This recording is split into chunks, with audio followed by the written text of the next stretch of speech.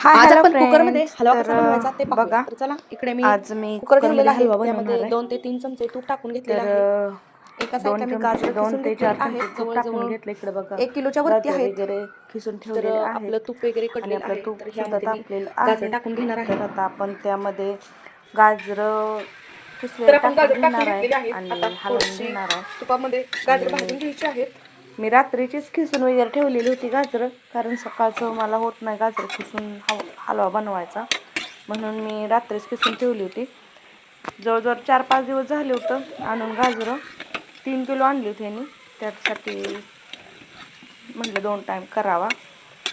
तर एक टाइम झाला होता, थोडीशी तुपावर करायचं मग म्हटलं कुकरमध्ये थोडीशी पटकन तुपात आपण शिजून जाईल. गाजर तर भाजून घेतलेले म्हणजे आहेत चला 5 आज मिनिट. कुकरमध्येच करूया. त्यानंतर आपण दूध त्याच्यासोबत ओतून मग घ्यायचं. हलवा वगैरे केला.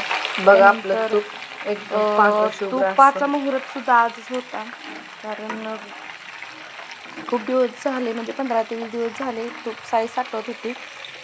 मग म्हटलं तुपाचं पण मुहूर्त करूया. भांडी पण झाली आणि आपलं तूप पण कडलं.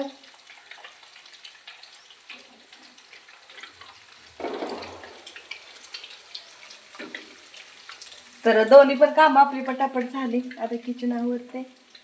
तोपर्यंत चला बाय बाय. नक्कीच भेटू पुढच्या व्हिडिओमध्ये. माझा व्हिडिओ आवडल्यास नक्की लाईक शेअर सबस्क्राईब करायला विसरू नका. Bye bye. एवढं निघालं तूप, जवळजवळ किमान पावशेरच्या वरती असेल बघा, पांढरं शुभ्र असं.